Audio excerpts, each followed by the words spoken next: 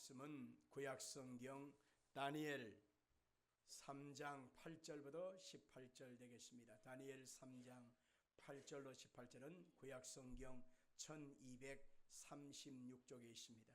합독해서 같이 읽겠습니다. 그때에 어떤 갈대아 사람들이 나와 유다 사람들을 참소하니라. 그들이 느부갓네살 왕에게 이르되 왕이여 만수무강하옵소서. 왕이여 왕의 명령을 내리사 모든 사람이 나팔과 피리와 수금과 삼현금과 양금과 생황과 및 모든 악기 소리를 듣거든 엎드려 금 신상에게 절할 것이라. 누구든지 엎드려 절하지 아니하는 자는 맹렬히 타는 풀무불 가운데에 던져 넣음을 당하리라 하지 아니하셨나이까. 이제 몇 유다 사람 사드락과 메삭과 아벳느고는 왕이 세워 바벨론 지방을 다스리게 하신 자연을 왕이여 이 사람들이 왕을 높이지 아니하며 왕의 신들을 섬기지 아니하며 왕이 세우신 금 신상에게 절하지 아니하나이다.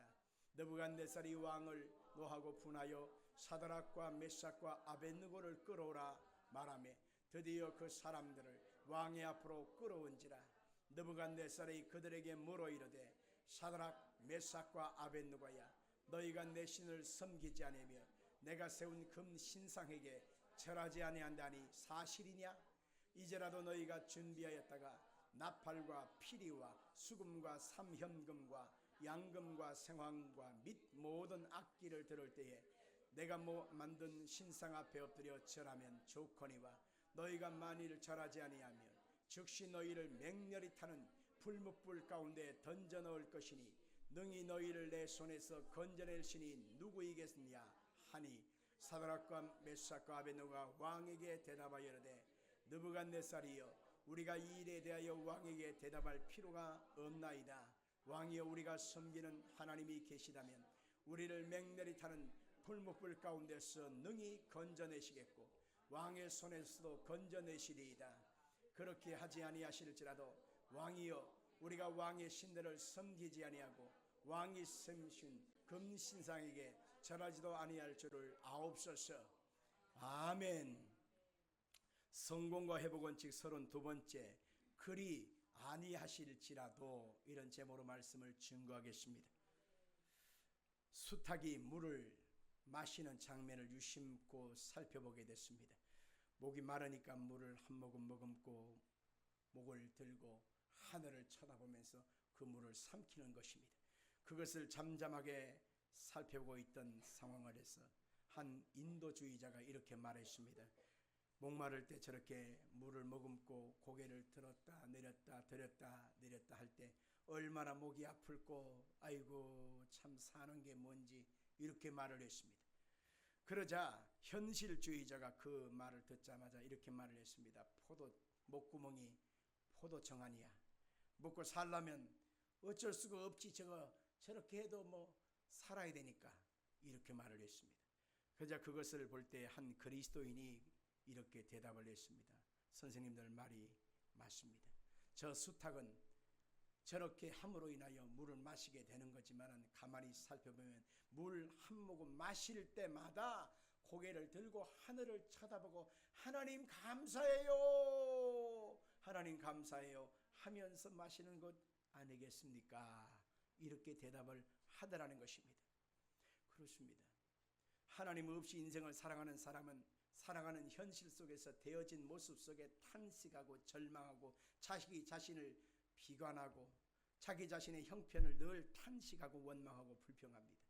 그러나 그리스도인들은 하나님을 믿는 사람이기 때문에 어떤 상황에서든지 하나님을 경배하고 하나님을 의지하고 하나님 편에서 해석하려고 하는 것입니다.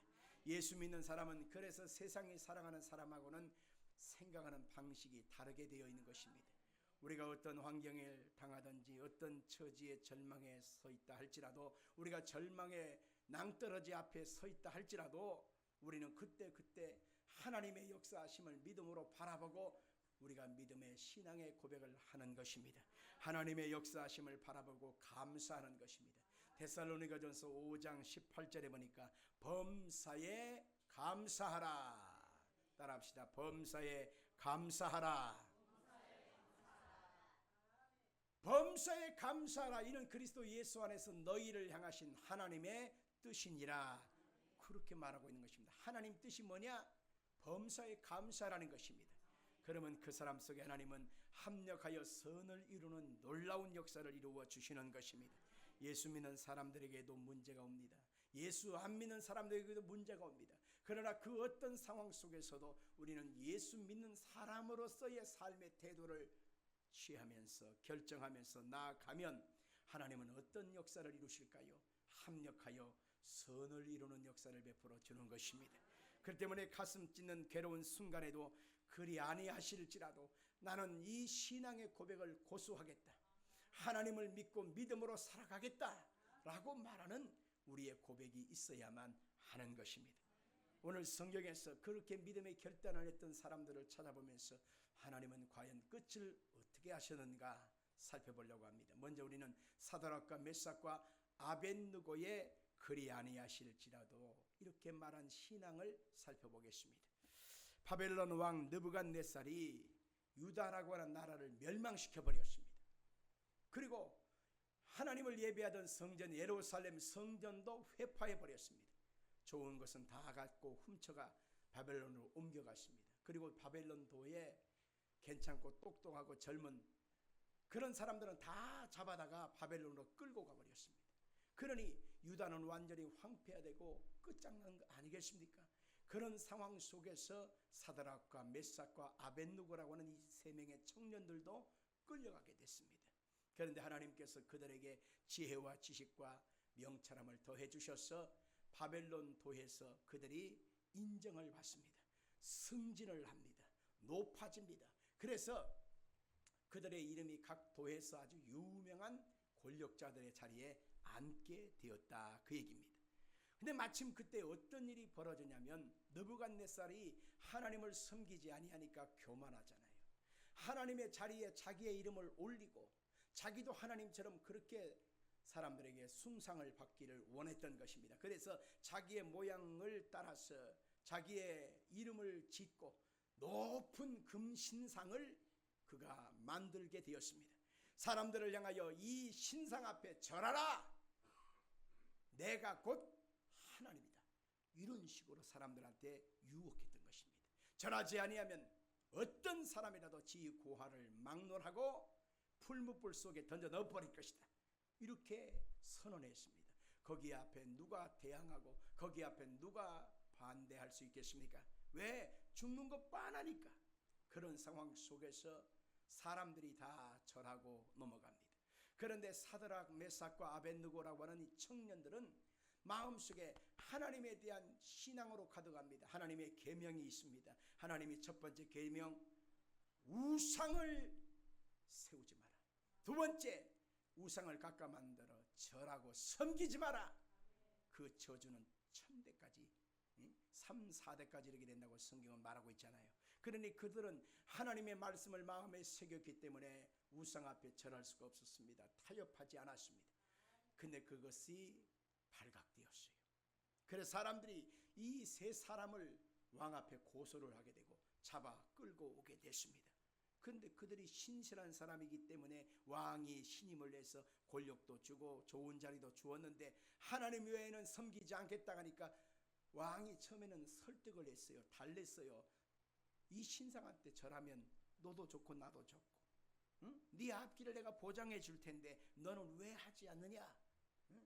이 각종 악기가 울려 퍼질 때 너희들은 다 같이 절을 하라. 그러면 살 수 있다. 이렇게 유혹을 했습니다. 그런데 이 세 사람은 그것에 대해 정면 반박을 하는 것입니다. 아닙니다, 왕이여.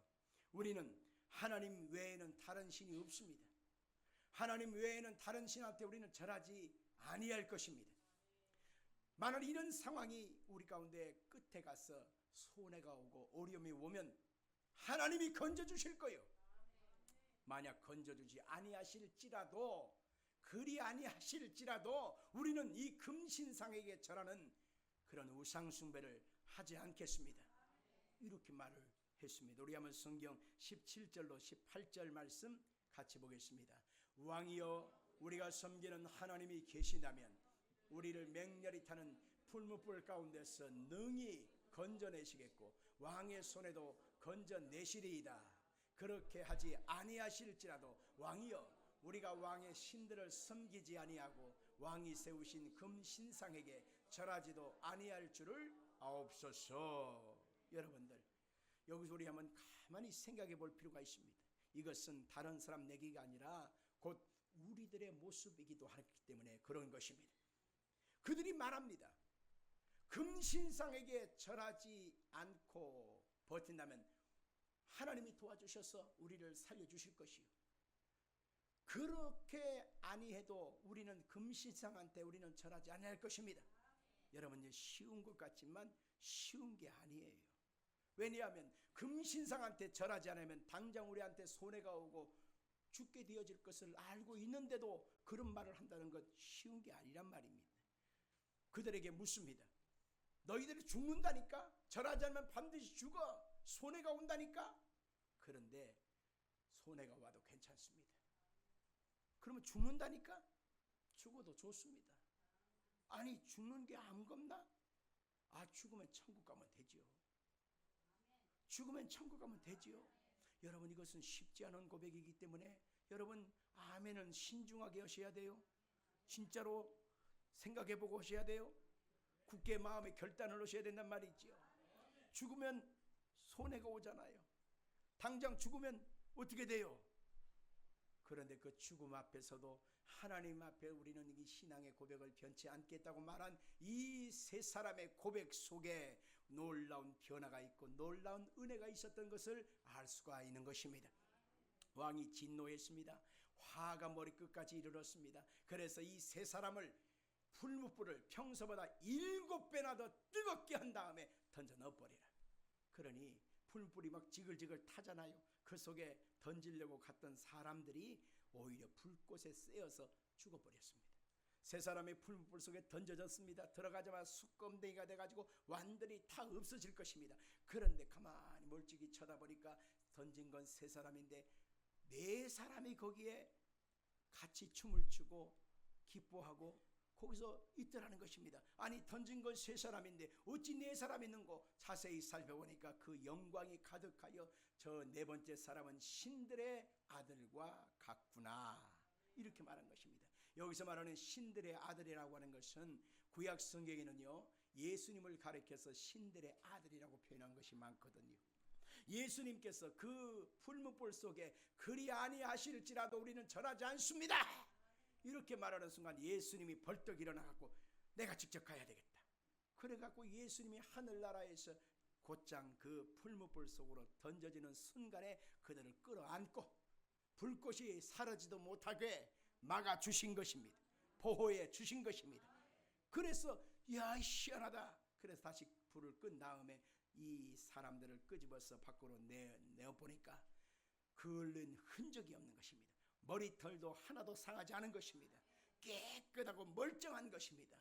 이야, 너희들이 믿는 신 하나님은 살아계시도다.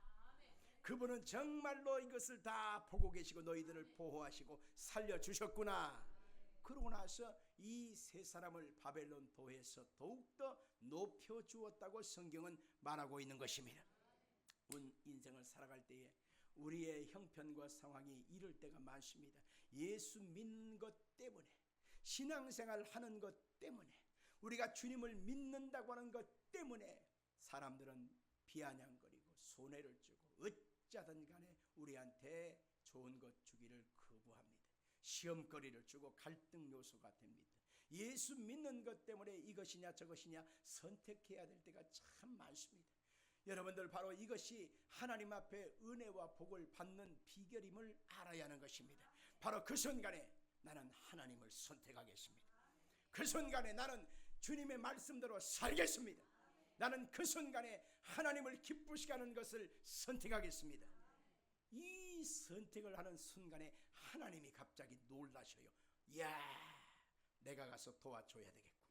그래서 우리 하나님이 오셔서 이 모든 것 속에 합력하여 선을 이루는 놀라운 은총을 우리 가운데 부어주신다고 하는 사실을 믿으시길 바랍니다. 특별 서비스, 특별한 하나님의 은혜가 임하게 되는 것입니다. 우리가 둘째로 다니엘도 역시 죽을 것을 빤히 알고 있었지만 오로지 하나님께 집중하는 신앙이었다고 성경은 말하고 있는 것입니다. 아까 사드락과 메삭과 아벳느고가 끌려올 때 다니엘이라고 하는 사람도 함께 끌려왔어요. 근데 많은 청년들 중에서 이 다니엘은 더욱더 지혜와 총명이 가득했습니다. 그래서 온 바벨론 도를 다스리고 통치할 수 있는 그러한 총리가 3명이 있는데 그 3명 중에서 다니엘을 총리로 삼으시고 가장 사랑하고 가장 왕이 신망하는 사람이 다니엘이었습니다. 다니엘은 유다에서 포로로 끌려왔던 그 포로 아닙니까? 근데 그 포로된 사람이, 근본도 없는 사람이 자기들보다 높아지고 자기들보다 더 머리가 되니까 옆에 있는 사람들이 이쁘게 보겠습니까? 고깝게 보는 것입니다. 저놈의 새끼 말이야. 에? 지가 뭔데 우리보다 높아져? 지가 뭔데 우리보다 더 잘나? 우리보다 앞서 나가? 저놈 가만두면 안 되겠다. 저놈을 꺾어야지. 죽여야지. 저걸 끝내버려야 되겠다. 그래서 그 사람들이 작당질을 해서 무엇을 했느냐면 왕을 꼬드기는 것입니다. 왕이여 만세수를 하옵소서. 왕 외에는 다른 신이 없나이다. 왕은 하나님입니다. 왕은 신입니다. 그래서 지금부터 30일 동안에 왕 외에 다른 신을 부르거나 다른 신한테 가서 경배하거나 다른 신한테 기도하면 사자굴 속에 던져 넣기로 왕이 한번 시험을 한번 해보시지요. 그래서 도장을 왕의 어인을 탁 찍어서 나라의 법으로 선포를 했습니다. 그래서 그 상황이 펼쳐지게 되면 여러분 누구도 거역할 수 없는 거거든요. 30일 동안에 왕 외에 다른 신을 찾거나 예배하거나 기도하면 안 되는 것입니다. 그런데 바로 이때에 다니엘은 어떻게 했을까를 한번 생각해 봐야 합니다.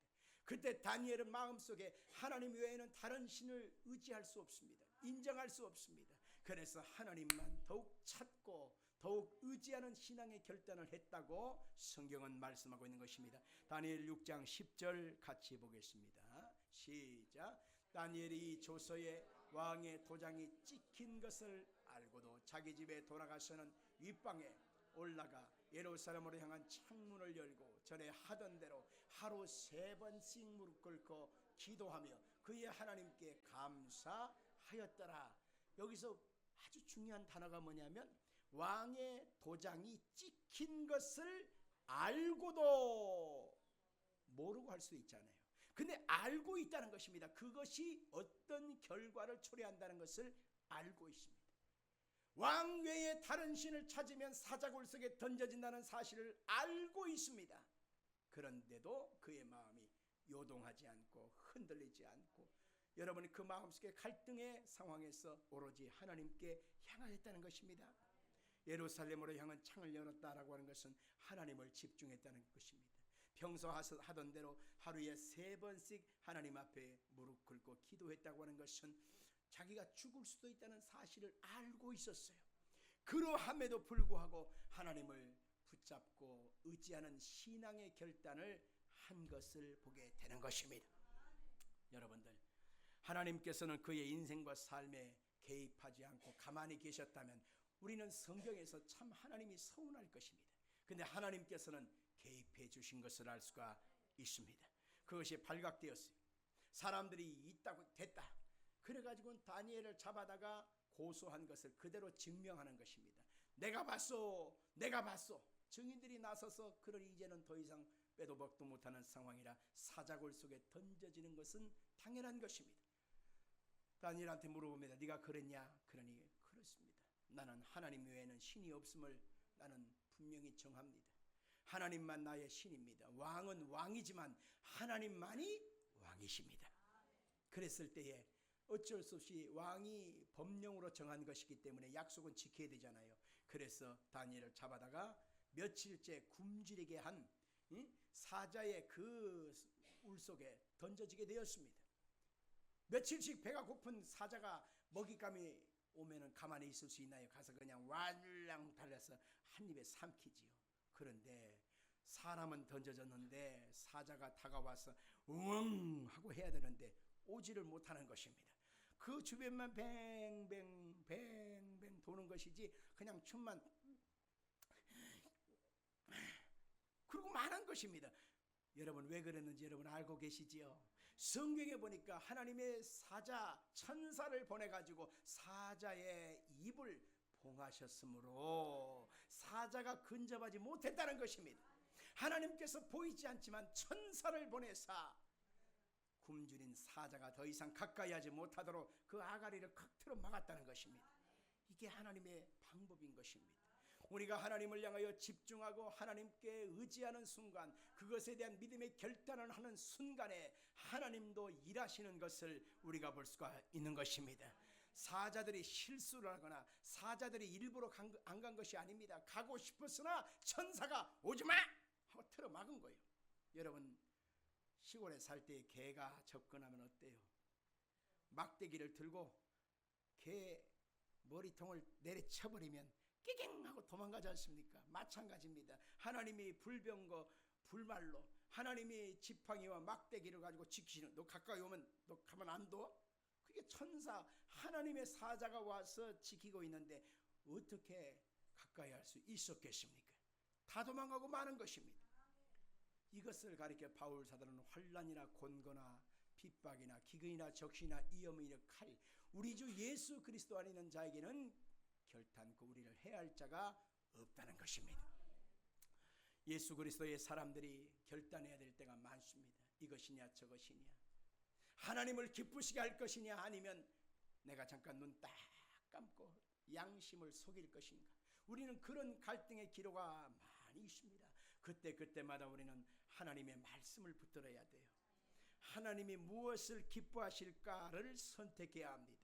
그리고 하나님이 기뻐하는 모습대로 그 순간에 손해가 날 것처럼 보일지라도 하나님 앞에 선택하는 순간에 결과를 누가 책임지느냐? 하나님이 책임져 주시는 것입니다. 하나님이 합력하여 선을 이루어 주시는 것입니다. 그것이 성도의 기도인 것입니다. 기도의 사람 E.M. 마운주의 기도의 불병거에 나오는 책을 소개해 드리고자 합니다. 이분이 기도의 불병거라고 하는 책에서 이런 표현을 썼습니다. 한번 같이 한번 읽어볼까요? 기도가 뭐냐? 시작. 기도하지 않는 것은 하나님을 멸시하는 것이다. 기도하지 않는 것은 하나님을 부인하는 것이다. 기도에 게으른 사람은 믿음과 사랑을 잃어버리고 결국 기도도 잃어버린다. 기도하지 않으면 신앙의 태보에 하나님으로부터 멀어지게 된다. 기도는 하나님의 도우심이 필요하다고 느끼며 그분의 채우심을 간절히 구하는 것이다. 기도하지 않는 사람은 하나님의 도우심을 거절하는 것이다. 갈등의 순간에 내가 먼저 무엇을 선택하는 것이 먼저가 아닌 것입니다.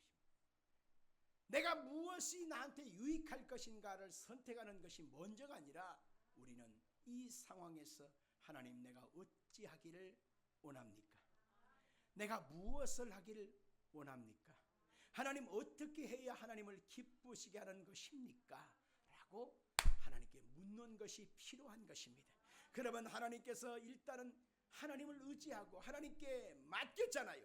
그러면 하나님은 그분은 우리의 인생길을 하나님의 선한 뜻과 하나님의 계획 속에 이끌어 가시고 결국 하나님께 영광이 되어지도록 우리를 인도해 가시는 것입니다. 기도의 사람 5만 번의 기도의 응답을 받았던 저지 뮬러라고 하는 목사님이 있습니다.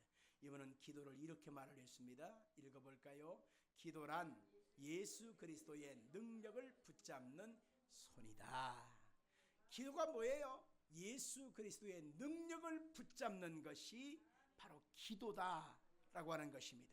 여러분 다니엘, 사드락, 메삭과 아벳느고가 우리 보면 평범한 여러분이나 저나 똑같은 사람이거든요. 그런데 그들이 믿음의 결단을 하면서 그 바벨론 포로로 끌려갔던 그 시절에 하나님을 붙잡고 살았던 사람들인데 하나님이 여러분들을 어떻게 쓰셨는지를 역사의 흐름 속에서 처음과 나중을 보면 알 수 있습니다. 끌려갈 때 그들은 젊은 청년으로 끌려가고 그곳에서 살다가 그곳에서 죽었습니다. 그런데 세월이 흐르고 하나님의 통치가 이제 바뀌어갈 때에 바벨론은 멸망하고 메대와 파사가 바벨론을 통치하게 됐어요. 그랬을 때 하나님이 고레스라고 하는 왕이 통치하는 그 70년쯤 되어질 때 하나님이 딱 선언을 시킵니다. 내가 이스라엘 내 백성들을 바벨론에 끌려갔지만 이제는 풀어 해방하여 그들을 나의 고향, 그들의 나의 처소로 옮기게 하기를 원한다. 그래서 그들을 하나님이 나라, 하나님의 본 곳으로, 자기의 고향 땅으로 돌아오게 하지 않습니까? 그런데 그 상황 속에 그 배경의 뿌리를 이룬 사람이 누구냐면 사드락과 메삭과 아벳느고, 다니엘 같은 믿음의 사람들이 하나님의 방법으로 하나님을 찾고 의지함으로 살았던 신앙의 뿌리가 그들 속에 있었기 때문에 그 왕 고레스가 하나님은 살아계신 하나님이야, 하나님은 오늘도 역사와 모든 인생들을 통치하고 계시는 분이야 하면서 하나님께 두 손 두 발 다 들고 이스라엘 백성들을 해방시켰던 것을 알 수가 있는 것입니다. 우리가 셋째로, 오직 우리가 하나님께 결단하면 하나님은 일하신다는 것입니다. 가집시다. 우리가 하나님께 결단하면 하나님은 일하신다. 동의하십니까? 우리가 하나님 앞에서 믿음의 선언을 할 수도 있고, 아니면 내가 갖고 있는 나의 감정의 결단을 따라 상황과 위기 앞에서 내가 결단할 수도 있습니다. 이것이 자유의지입니다. 그런데 그런 상황 속에서 하나님께 결단하는 사람이 되어지면 하나님께서 그 인생 속에 개입하시고 하나님의 일하신의 역사를 볼 수가 있는 것입니다. 여러분, 구약성에 보면 모세를 하나님이 부르셨잖아요. 그때 모세를 불렀을 때의 첫 마디가 뭐냐면 모세야, 모세야, 네가 선 곳은 거룩한 것이니 네 발에서 신을 벗어라, 이렇게 주님이 명령하셨습니다. 여러분들, 다른 말도 할 게 많을 텐데 모세야 너의 발에서 신을 벗어라, 이 말이 참 우리의 생각으로는 이해가 안 되는, 참 와닿지 않은 표현이거든요. 그런데 그 사람들, 그 시대에 살았던 팔레스타인 근동 지방을 살펴보면 알 수가 있습니다. 우리같이 요즘 신발이 흔한 시대에 사는 것이 아니라 주인과 종의 구분이 뭐냐면 신발이었습니다. 주인은 신발을 신고 다녔습니다. 샌들을 신고 다녔어요. 그냥 노예, 종들은 신발을 신지 않았습니다. 그래서 가만히 행색을 봐서 신발을 신고 있으면 주인입니다. 귀족들이에요. 그러나 신발을 벗어버리면 종, 노예, 짐승에 불과한 것입니다. 그래서 하나님이 노예의 신분에 해당하는 그런 상황으로 모세를 내려앉힌 것입니다. 모세야, 언제까지 네가 주인 노릇하느냐? 모세야, 네가 언제까지 주인 행세를 하는 것이냐? 하나님 앞에서 신을 벗어라. 그 말이 뭔 말이냐면 네가 하나님 앞에 낮아져야 한다. 너는 나의 종이다. 이것을 명령한 것입니다. 그랬을 때 모세는 하나님의 영광 앞에서 그가 신었던 신발을 벗고 하나님께 엎드립니다. 하나님이여, 하나님의 선한 뜻을 나를 통해서 이루어 주옵소서. 그랬을 때 그의 인생의 길 속에 하나님의 선한 뜻이 이루어지고 가는 곳마다 하나님이 모세와 함께 하사 하나님의 영광이 그에게 임한 것을 볼 수가 있는 것입니다. 우리 인생도 마찬가지입니다. 인생의 고집을 가지고 내 마음대로 살아가는, 끊임없는 나의 신발을 고집하고 나가면 결국 세월을 살고 인생을 살고 인생의 계급장을 달고 나이는 몇 개를 먹지만은 실상은 되는 일이 없어요. 하나님이 통치해 주셔야 되고 하나님이 이끌어 가셔야 되고 하나님 앞에 내가 순복해서 하나님이 나의 모든 것을 주관해 주셔야만 되는데 우리는 그것을 항상 잊어버릴 때가 많다, 그 얘기인 것입니다. 성도 여러분들, 시편 37편 5절과 6절을 한번 읽어볼까요? 내 길을 여호와께 맡기라. 그를 의지하면 그가 이루시고 내 의를 빛같이 나타내시며 내 공의를 정오의 빛같이 하시리로다. 우리는 하나님 말씀 앞에 순종하는 것과 하나님 말씀 앞에 우리는 복종하는 것입니다. 그러면 하나님이 거룩한 뜻 계획을 이루어 가시는 것입니다. 겟세마네 동산에서 예수님도 그렇게 하셨습니다. 예수님도 나의 뜻대로 마시고 아버지의 뜻대로 하시옵소서라고 고백했습니다. 그러고 나서 사람들에게 밧줄로 묶임을 당했습니다. 그리고 사람들에게 끌려갔습니다. 채찍을 맞으셨습니다. 그리고 예수님은 침뱉음을 당하고 욕을 먹습니다. 십자가를 걸머맵니다. 그리고 사람들이 그의 몸에 양손에 대못을 받고 양발에 대못을 받고 옆구리에 깊은 창을 찔러서 물과 피를 쏟아낼 때까지, 그가 목숨이 운명이 다할 때까지 아버지여 뜻대로 하시옵소서. 여러분, 자기 자신의 포기입니다. 그렇지만 그것은 하나님의 일하심이었습니다. 하나님 그분이 우리의 인생에 개입하여 주셔야만 합력하여 선을 이루어 주는데, 십자가의 죽음으로 끝난 것이 아니라 예수님은 3일 만에 부활하심으로 말미암아 만왕의 왕으로 좌정하시고 살아계신 하나님으로 우리 가운데 좌정하여 주시는 것입니다.